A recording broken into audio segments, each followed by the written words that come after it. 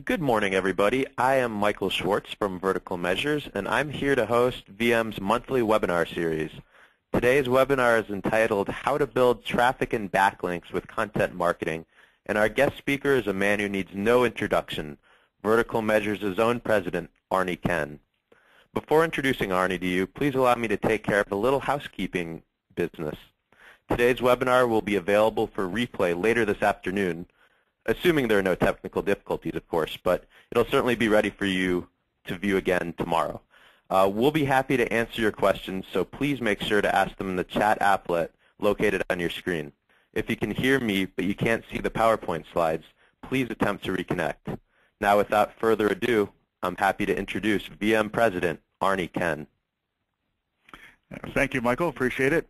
And thank you, everybody, for joining us this morning or this afternoon, depending on where you are in the world. A couple things I did want to point out here on our opening slide is my Twitter ID and Michael's Twitter ID, as well as Vertical Measures. And unfortunately, our Twitter ID does not have an S on the end. The company is Vertical Measures, but our Twitter is Vertical Measure. Just a length restriction there. And the hashtag for today's webinar is going to be #VM webinar. Again, thanks everybody for joining us, and I think this is going to take roughly 30-35 minutes to get through my part of the presentation, and then as Michael said, we'll take questions at the end. And if everything's working correctly, I should have control of the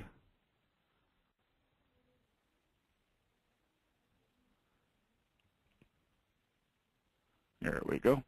If you've been on any of my previous webinars, you'll notice or recall, hopefully, that I usually start off with these two slides.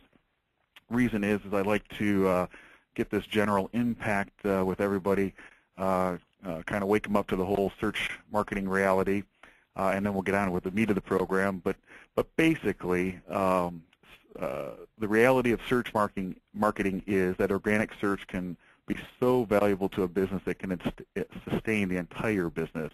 That happens to be pretty much the case here and with many of our clients.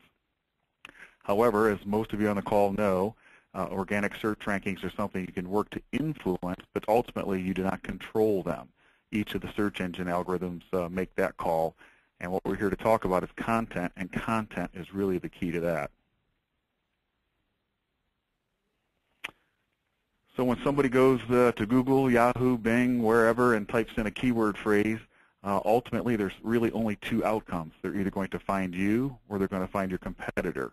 And once again, your content is the key to that result.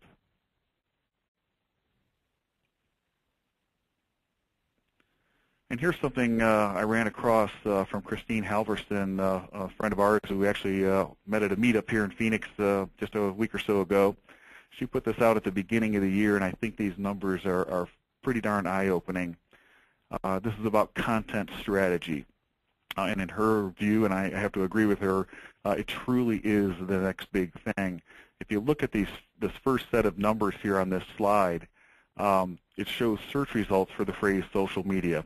All of us know how the media and everybody else in the world has taken off with their interest and queries about social media. And you could see from 2005 through 2009 how those query results have grown. But if you look at the bottom half of this slide and look at the same kind of a thing for the phrase content strategy, you'll see it's pretty much just lagging by 1 year. I think that's pretty astonishing, and it leaves us all to wonder, I suppose, just how big it's going to be in 2010 and, of course, looking forward to 2011. So content strategy is why we're on the call and something definitely to pay attention to. So what is a web content strategy? Well, just pretty much reading my first bullet, a strategy for the creation, publication, and governance of useful content. That's ultimately what the strategy is. But it's where insight and advice to customers starts to replace features and benefits. We're all used to selling features and benefits and products, but now we're going to be selling, in essence, selling information. The idea is then for you to begin to become the source of information and then continue as you are the source for products and services. So all of this content, it can include text, graphics, audio, and or video.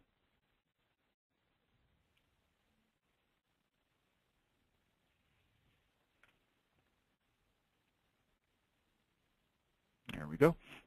But here is ultimately what I think the problem is with content strategies and content marketing right now.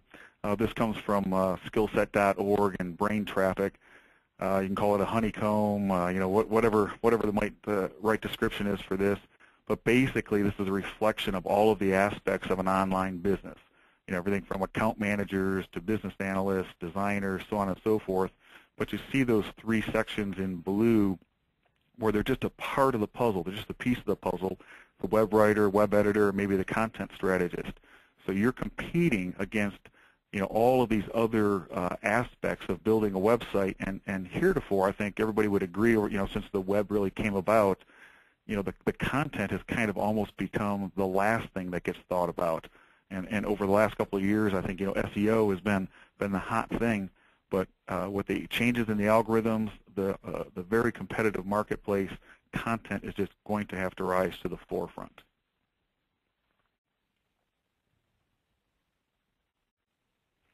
So I've made a faux pas here. Anybody who's had me coach them on how to do webinars would probably laugh at this slide, because I always say keep the text at a minimum per slide, and this is about as much text as you can put on a single slide. But as Michael mentioned, this is being recorded, and I wanted to make sure that later you had access to all of these bullets, and it kind of just fit neatly into one place here. But let me move through it regarding developing a content strategy. So as I mentioned, organizations are just now beginning to really understand that, in addition to just their products and services, which is very, second nature to all of us, one of the core things they've got to move forward with is now producing information. If you have a website, you just need to understand now that you are also a publisher. And I think all of us have gone through the process of, we've thrown up websites because you had to have a website, but didn't really understand the implications. And to me, the implication is you are truly now a publisher. So what you need to do then is provide relevant content that gives solutions to some of the toughest problems your customers are facing. And I'll get into some examples in a few slides from now. You also want to position yourself as the trusted solutions provider for your industry. And then, once you've done that, help those people spread the word. We'll talk about that too. And once you've done that, customers are going to start relying on you for your expertise as you become that trusted solution in your industry. And all of us can think of examples where you've gone to sites and you've done your research, researching a digital camera or a car or whatever it might be, and you ended up buying from that source because of how well they helped you research that product. So, traditional marketing, it's always been, yellow page, as we've all grown up, yellow pages, radio, television, print, so on and so forth. But what is happening now, and the big shift, because of, the access of information anywhere, anytime, marketing's now about publishing and, of course, then marketing that content. And what's really starting to show is that storytelling is gaining the advantage online. If you have journalists and writers who can tell a story about your product or your services, that's where you need to focus.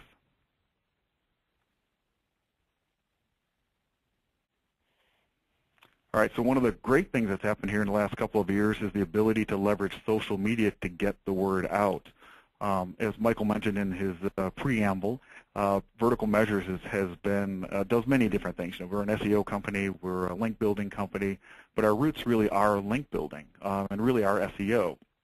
Of course, we do, because of that, we've migrated into content marketing because content has become an integral part of that. And one of the things that's helped us do that is social media. We build links for our clients in a totally different method today than we did 3 years ago, and a lot of it has to do with the fact that we can reach people through social media. But some of the steps that you would need to go through for yourselves to be able to do this is first, understand who your customer is and where are they online. Are they more of a MySpace audience, or are they more of a Facebook audience? And then you need to develop a consistent, relevant content plan for multiple channels. And probably the biggest thing that we struggle with a lot of our customers, depending on the industry, the education industry, government, and so on, things that have more rules and regulations in place, they have a really difficult time of just letting go of all control, which is what happens when you decide to move out into the social media realm. you do tend to lose control.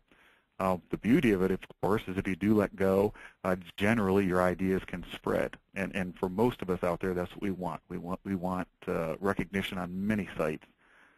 And then what tends to happen, of course, is the next bullet is content becomes available to readers anytime, any place. And I think most of us, that's ultimately our goal. It drives traffic to your site.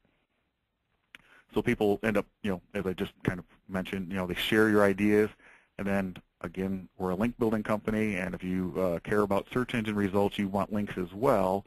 And if you are creating good content hosted on your site, people link to it. That's where it all comes together. So the content can be and should be and is found through social media and search engines. So you do need to remember to optimize the content. I would start by creating whatever the excellent piece of content is that you're going to create, but then take the time, whatever time it is, 5 minutes to 30 minutes, to relook at the titles and maybe can you work a keyword phrase into the first paragraph and so on and so forth. Or if it's a video, make sure you optimize the video so that it can be found. And of course, the places that you're looking to be found, if it's not on your website, is through real-time searches with Twitter and Facebook. And of course, social news sites like the popular sites of Dig, Reddit, and Delicious.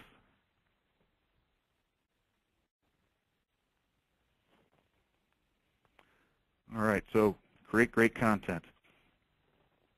I suppose I'm beating this one up, but hopefully everybody agrees and you're nodding your heads with me. But what you need to focus on is buyers need content that makes them smarter and more knowledgeable. Those businesses out there that provide that content, they're going to win.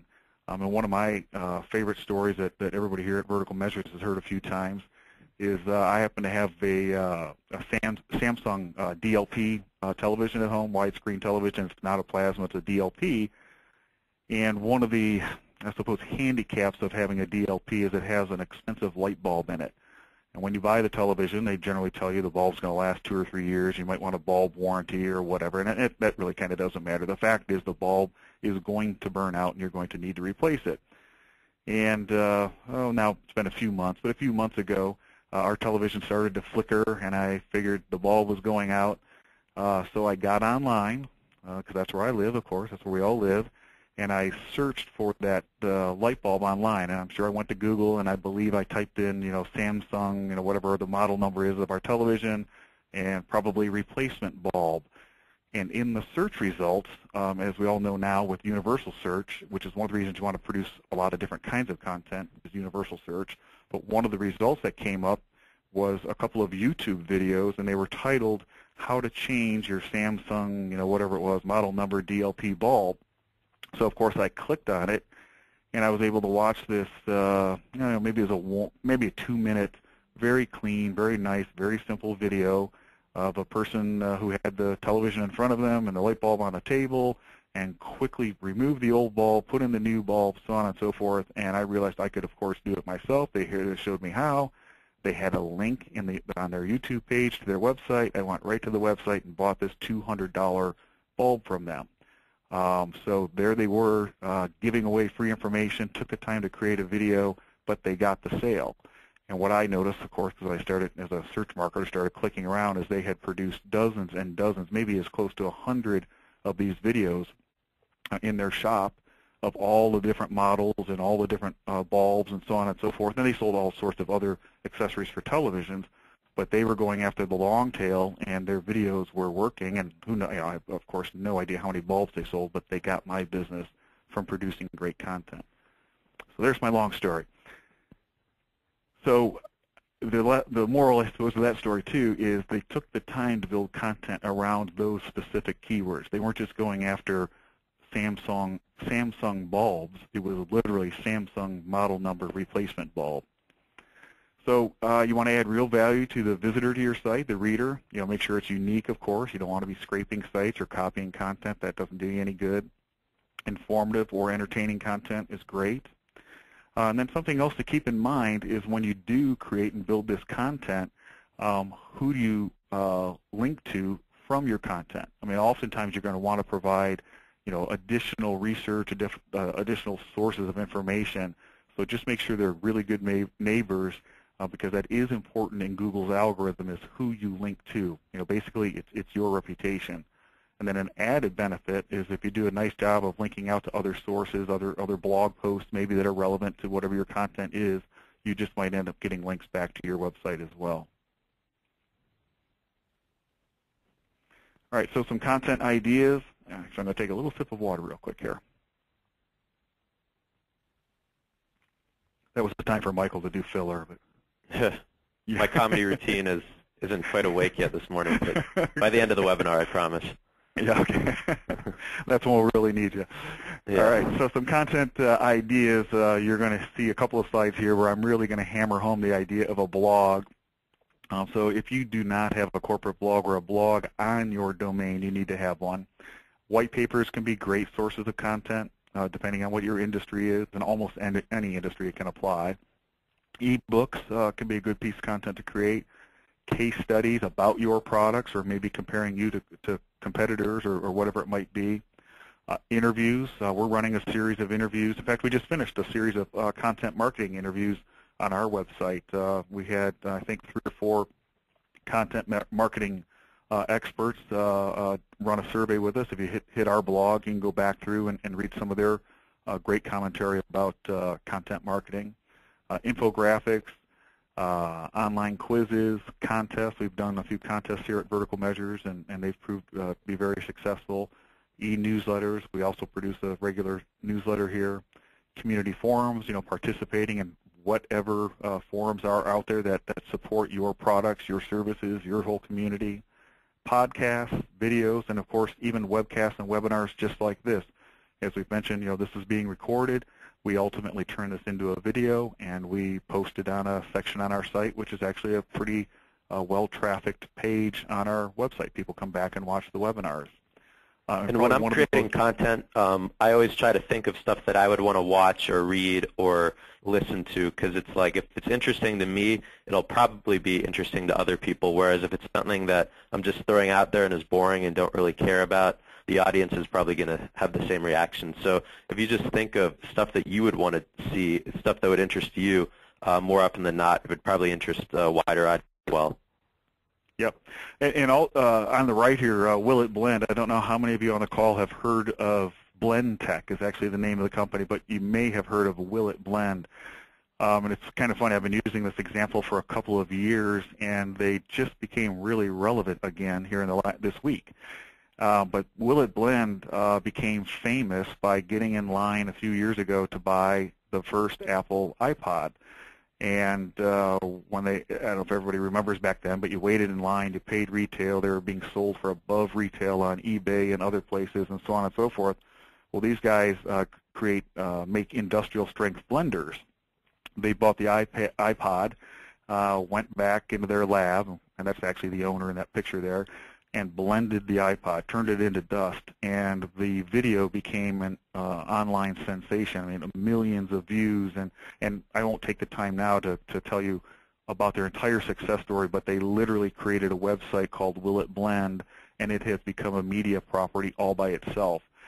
Well, this week, what do you think they went out and did? They went out and bought an iPad. The first day it was available, they picked one up.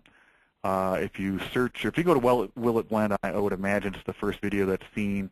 I was actually, I don't know why, I just coincidentally saw a tweet about it the morning the iPod went on sale. They created another video of them blending an iPad. I said iPod, but I mean iPad. So they did this, whatever it was, Monday or Tuesday, busted it up, blended it into dust. I was the 305th viewer of that video. By the end of the night, it had over 300,000 views, and I haven't checked since then. I would imagine now, days later, it's probably rocketing towards 1 million views. And that's very simple content for them to create, and it gets an amazing amount of traffic. And after they blended that iPod, not the iPad, but the iPod a couple of years ago, their sales went up 600%. So it's a huge online content success story. Here's an example from our buddies here in Arizona, Dream Systems. The next couple of slides here, I'm just giving you examples to kind of hopefully spur on some thoughts for what kind of content you can create. They had a client that was in the music business, and through some brainstorming, they decided to do the evolution of the electric guitar. And you can see the info image that they created for this. And as I understand it, we didn't do this firsthand, so I'm kind of passing on secondhand information. But as I understand it, the guitar on the far right happens to be the Wii game guitar. And because of that, this post became, or this image, and ultimately content on the website became a little bit controversial. People were upset that this guitar was included in this historic list of the evolution of the electric guitar. So it created a lot of online banter on this website. But also something interesting happened is there were other people who liked this graphic so much they asked if they could get it in a poster. And I understand about a year ago, the company did decide to make a poster out of this, and now they actually sell the poster on their website. So another beautiful example of successful content.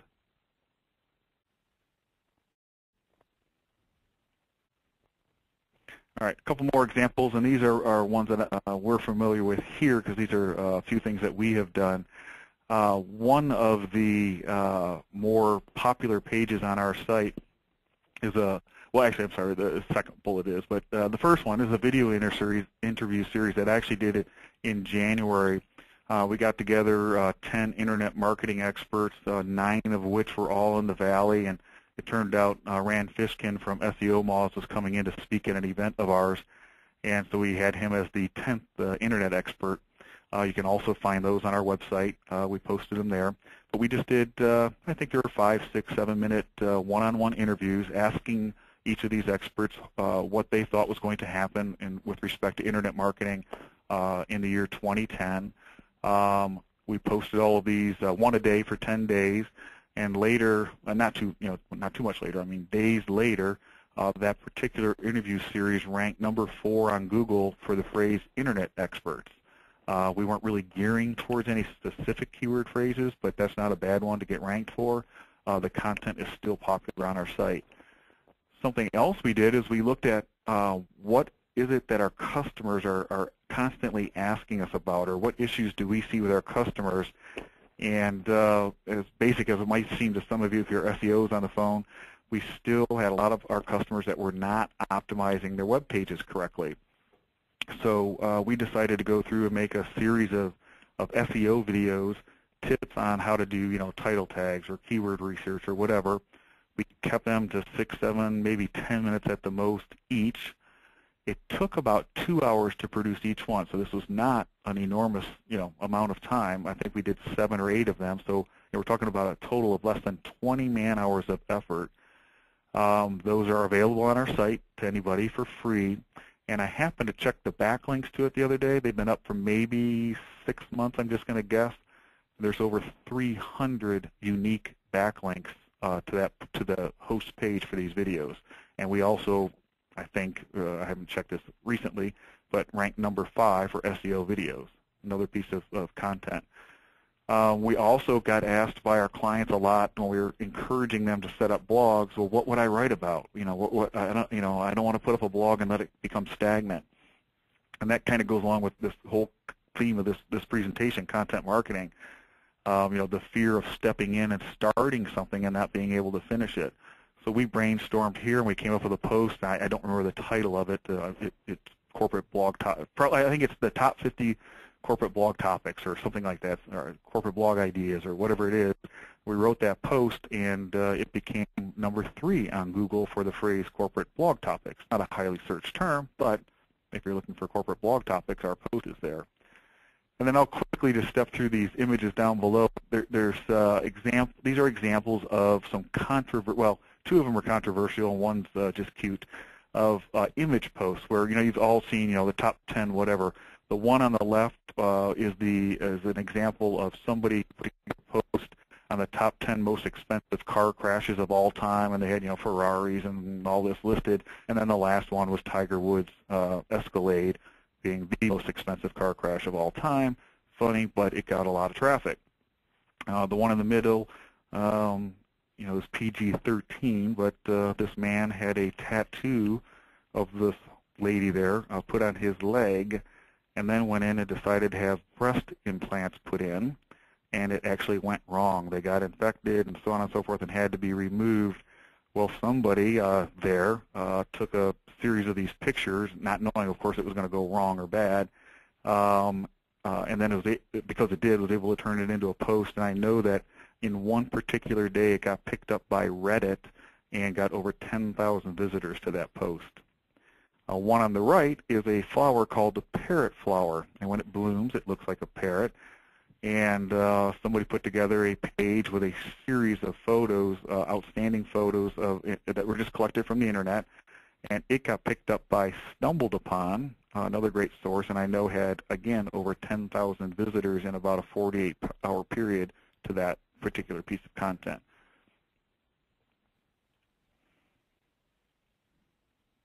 All right, so I've mentioned it a couple of times, and I think this might be my last suggestion on this, but you have to put together a corporate blog or a blog on your domain, in my opinion, on your website.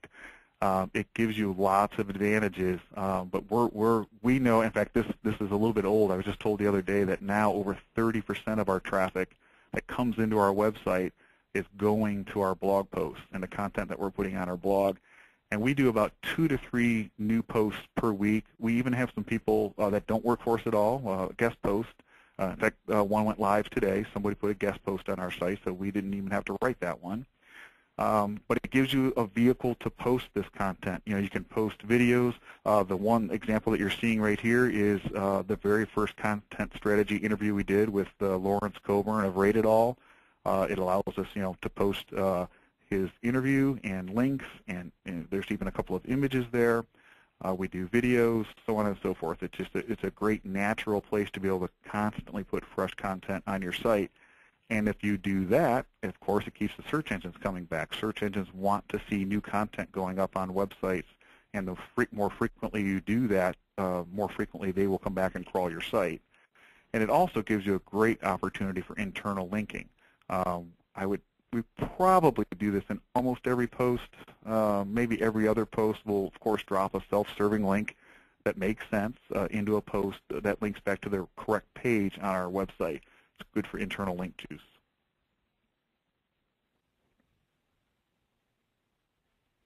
All right, so as I mentioned about blog posts, you know, one of the stumbling blocks for content is how do you discover, how do you come up with these ideas?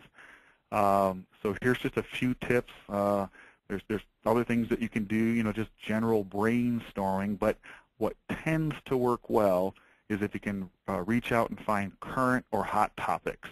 And one of the things, you know, like maybe, you know, Tiger Woods at Masters this week, right? Any of you into golf or sports or clothing or anything that might end up relating back to the Masters or Tiger Woods, that's going to be a hot topic this week, highly searched. So one of the things that you can do, the first bullet here is, you know, check Google Trends or Google Insights for what's trending in search right now. Something else you can do is, of course, check hot topics on Twitter, Yahoo, and MSN. All of those kinds of sites provide tools so that you can see what's trending, what's being searched for. Another great tip, I think, is to go to answer sites like Yahoo Answers and figure out what people are asking for in your particular niche, in your industry. Search for your keyword phrases in Yahoo Answers and see what people are asking. And of course, while you're there, you might as well take the time to answer them. They just might visit your site, and you could start to build yourself up as the authority. But it should also just give you ideas of what is it people are asking about, so you can write great content to answer that. And other sites that we check periodically, you know, whenever we come up with a new project or just looking for ideas, you know, Dig, and you know, Dig's gone through a lot of changes here in just the last 30 days, and I think they're all great improvements. They'll help you find what is being dug. Stumbled Upon, Delicious. Tipped is a financial and business-oriented site. Mix is a good general site. You can find out what it is that people are voting for. What is it that they like? What is it that seems to catch their interest when it comes to creating content?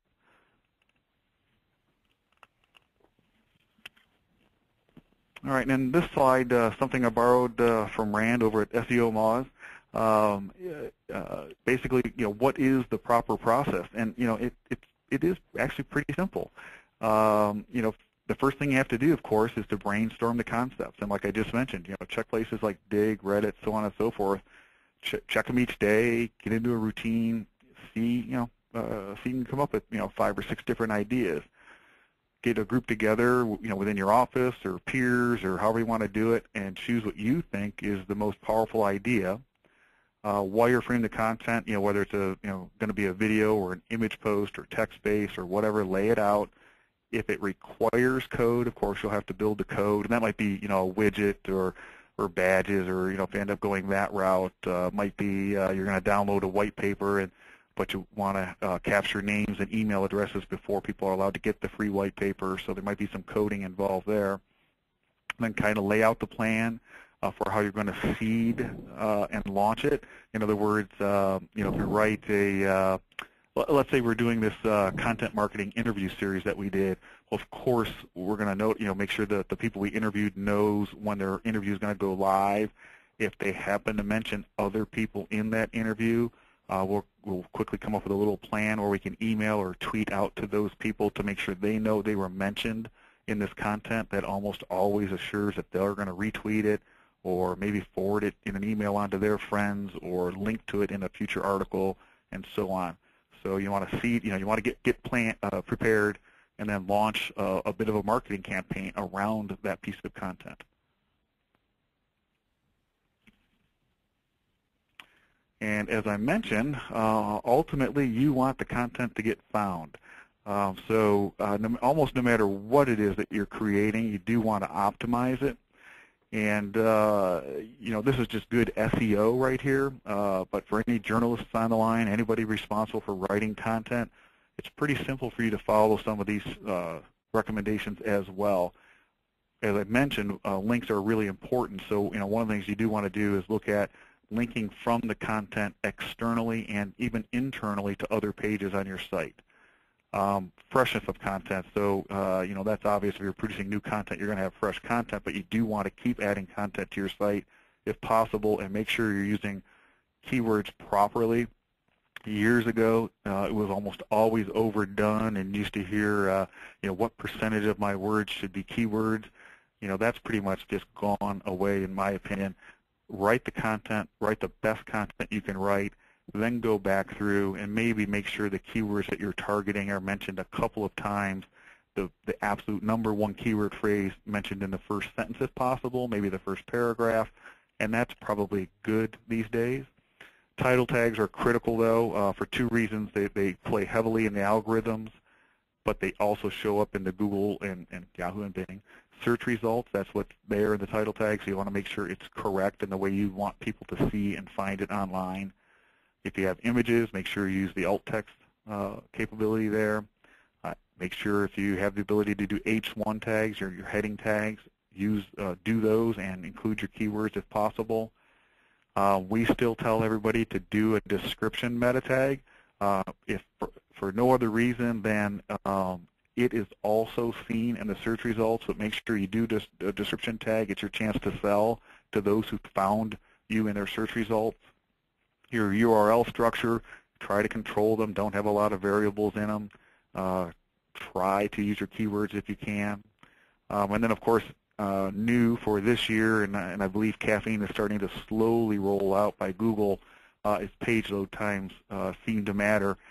And if you listen to Matt Cutts, you know, basically what he's saying is Google is all about the user experience. They want to see really good, strong, unique content on web pages, but they also want a good user experience, and part of that is that they're not waiting for the pages to load. Makes sense.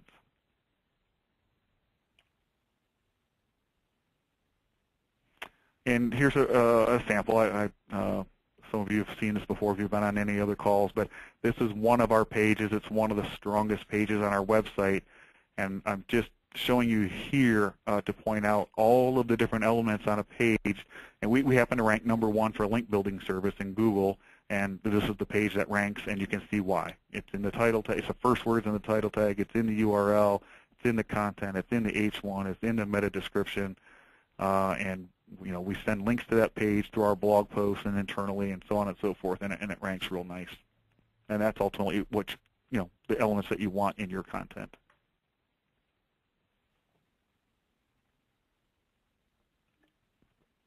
stole my own thunder there. I forgot this was the next slide, but here we are, ranking #1 for link building services. Oh, and by the way, this is an indented listing. I don't think we actually have this anymore, but if you do a really good job of cross-linking internally on your website, you can get indented listings that are pretty much the coveted way to get ranked, because you in essence own the #1 and #2 position in Google, and if you do that, you get about 80% of the traffic from that search result.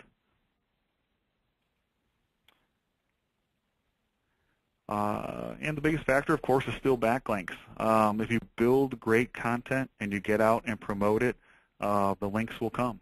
Promote it, as I mentioned, through social media sites, but also try to make one-on-one contacts.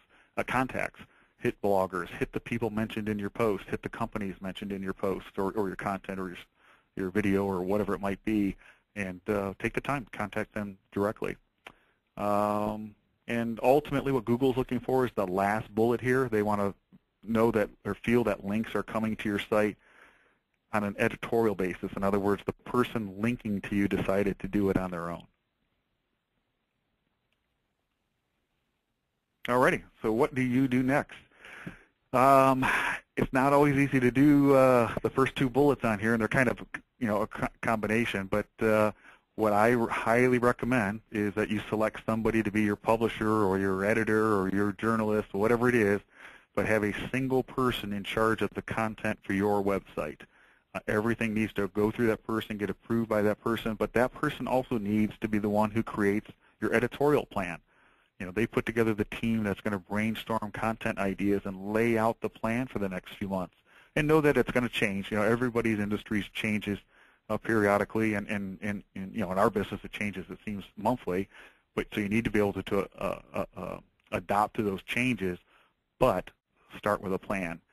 And I don't get paid for this, but I highly recommend you buy the book, Get Content, Get Customers. Joe Paluzzi, is somebody that we did an interview series with, and I've been on some panels with him, but that's not the reason I'm recommending it. I'm recommending it because I've read 5 or 6 different content marketing books, and this is by far the best one. It gives you a really nice step-by-step approach, and it's really focused on the SEO side, the link building side, the content marketing piece, as opposed to large corporate content strategy type books that are out there as well. And that, if I hit the right button, brings us to the last slide, which I have no idea if there's any questions in the queue, Michael, but if anybody has questions, I'm ready for them. Yeah, we do have one question here. We've got now another couple are coming in. So yeah, feel free to keep sending them. We'll spend a couple minutes to go over some questions. First one, is it good strategy to have a blog on the same domain as a store, or is it better to have a unique domain for the blog? I am one of the ones in the industry that is extremely pro putting the blog on your own domain. And the reason is that if you put if it's blog.verticalmeasures.com or verticalmeasures.com/blog, it doesn't really matter. But I can only imagine how much authority our site has gained from all of the links coming into that blog. We're constantly putting, the rest of our site changes, but doesn't change very often. We might add a page here, a page there, but the blog, every week, 2 or 3 times a week, new content's going there, and every once in a while, one of those pieces of content explodes on us and gets lots of backlinks and lots of traffic. What that is doing is raising the authority of our entire site. So I highly recommend. It's just different than having an off-domain blog and then linking to your main site. In my opinion, I think I probably made it clear, I'd put it on your domain.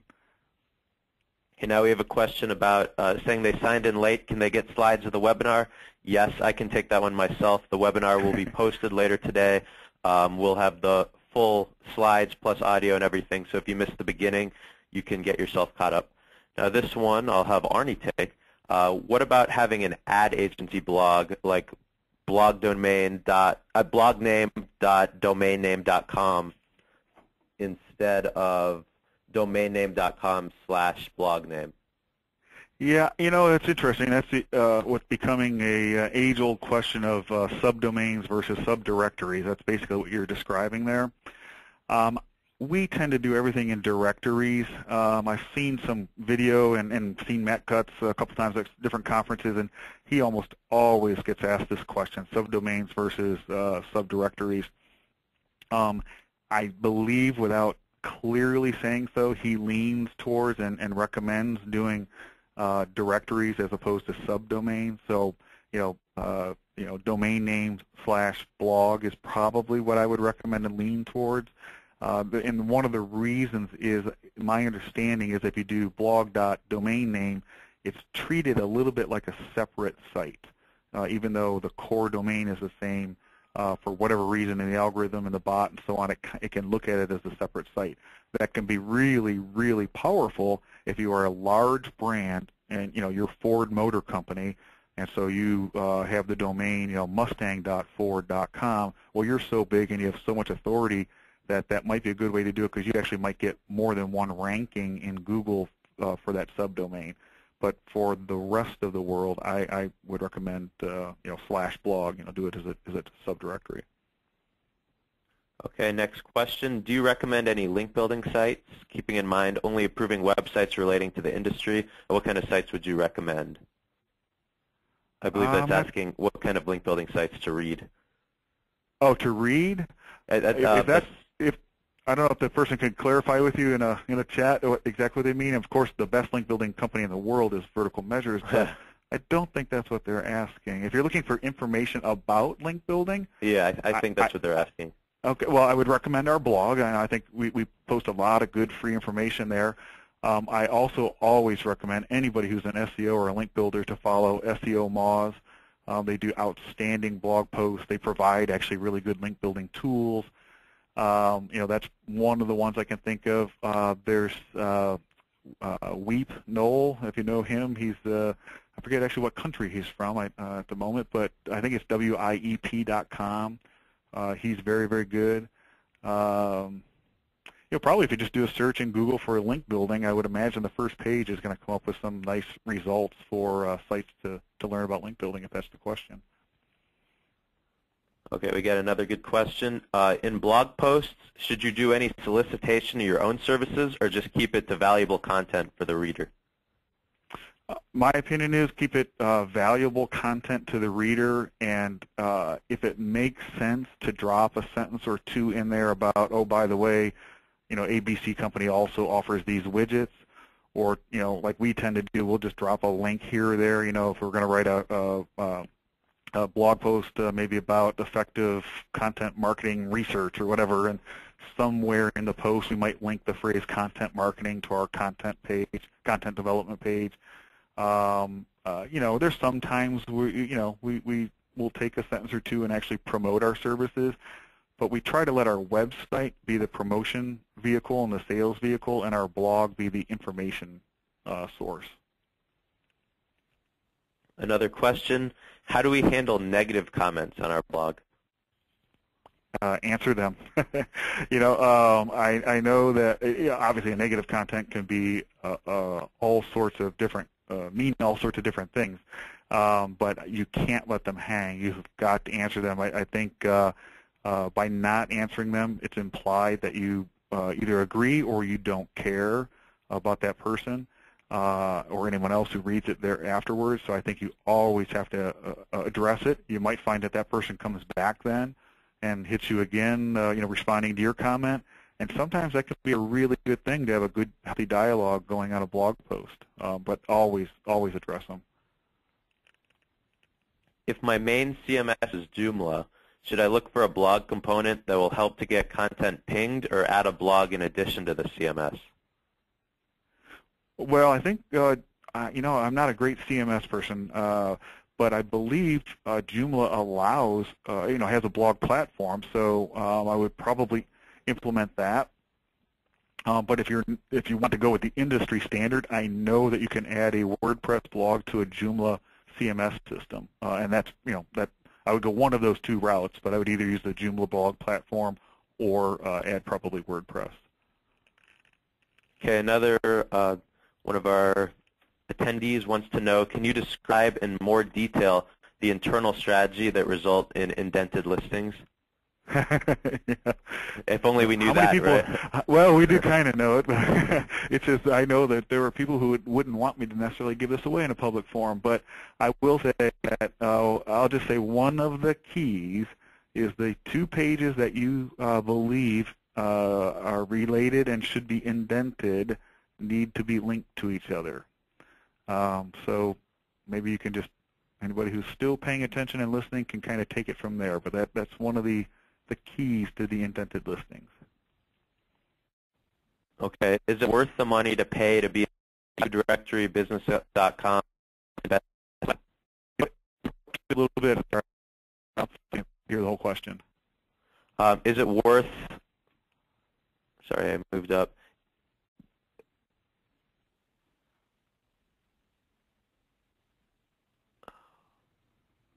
So I know was it worth being in a directory, but I didn't hear what directory. Yeah, it's Yahoo directory, best of the web, and business.com.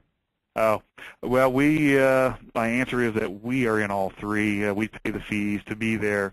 And I don't know if it's still worth it, but a couple of years ago, it was pretty well assumed by most SEOs that Google put a high value on those 3, and of course on oh gosh, it just escaped me, but the free directory. I don't know if anybody can help me out with that one, but and kind of the message was, if you're willing to spend the $300 to be in Yahoo or Best of the Web or Business.com, then you were a serious player and you deserved some good link juice from that. I don't know if that's so true. I know that, like I say, we continue to renew and have those listings. If you can afford them, it's probably worth it. I can't say we've ever gotten direct business from them. We're primarily doing it from the link juice aspect. A lot of people are spending in DMOZ. DMOZ, yeah, thanks, that's it. Yep. Yeah, thanks to you guys. Yeah. Can you tell a little bit more about what you mean by storytelling, something you referred to in an earlier slide?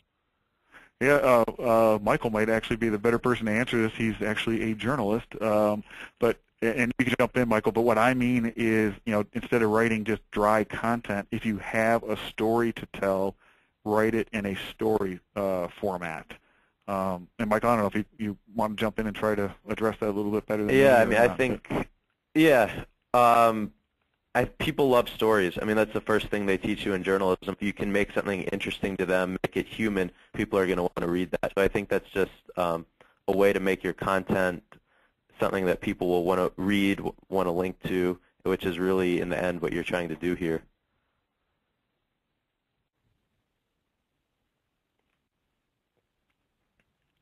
Okay, what is the future of SEO beyond today's link and content strategies?